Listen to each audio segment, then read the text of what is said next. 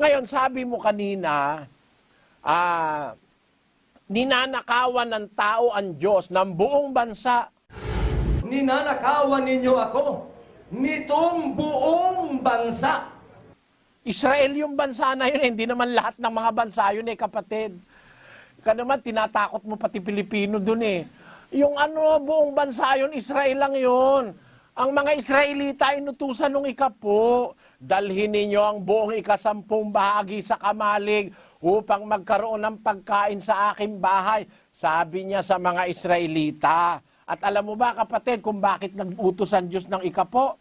Ang bahagi ron, ibibigay sa mahihirap, ibibigay sa mga babaeng bao, ibibigay sa saserdote. Yun namang mga nangongolekta ng ikapo ngayon para sa pastor lang mag-isa. O basahin natin ng Deuteronomio 26:12. Kayong mga nagbibigay na ikapo, tingnan nyo yung pastor nyo, pag nakuha na ikapo, binibigyan ba yung mahihirap? Basahin natin. Pagkatapos mo ng pagbibigay ng buong ikasampung bahagi ng iyong pakinabang sa 3 taon, na siyang taon ng pagbibigay ng ikasampung bahagi, ay magbibigay ka nga rin sa Levita, sa taga-ibang lupa, sa ulila at sa babaeng bao, upang sila'y makakain sa loob ng iyong mga pintuang daan at mabusog. Palang ikapo, hindi pala para sa pastor lang yun Bibigay mo yung mga babaeng bao, yung mga ulila, yung mga taga-ibang lupa, yung mga mahirap. Pag bibigyan mo, tapos yung ikapo nung ikapo, anong gagawin mo? Basahin natin sa bilang 18:26.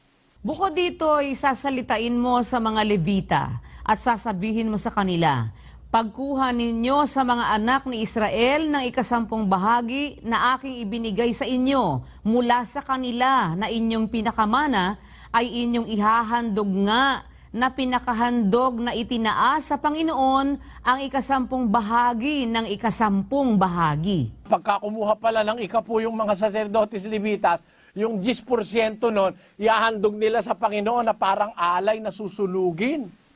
Ngayon yata, yung mga pastor ng ikapo, hindi na nagsusunog kanila na lahat kapatid na Daniel, ano? Sayang po Oo, sayang. Mali pala yun Dapat pala wag mong sasarilinin. Bibigyan mo yung mga ulila, mga babaeng bao, yung mahihirap, yung mga estranghero, papakainin mo yung mga Levita. Tapos yung ikasampung bahagi, ihahandog mo sa Panginoon na handog na itinataas na handog. Ibig sabihin, hindi lahat mapupunta sa pastor. Ngayon, mga pastor na ikapo, kaya nagyayamanan, sinosolo Ang kasosyo niya, yung asawa niya. Kaya yung mga pastor na ikapo ngayon, yung mga asawa, tignan mo, pulong-pulong ng alahas. Nakaalahas ang mga asawa dahil yung ikapo ng miyembro, pinambibili ng alahas. Biro mo yung ikapo ng kataong mahirap, bibili mo ng alahas para sa asawa mo. Hindi naman para ron yun Para sa mahirap yun, para sa mga ulila, para sa mga babaeng bao, para sa mga biyuda, o para sa mga estranghero. Yun ang pinag-uukulan ng ikapo nung araw.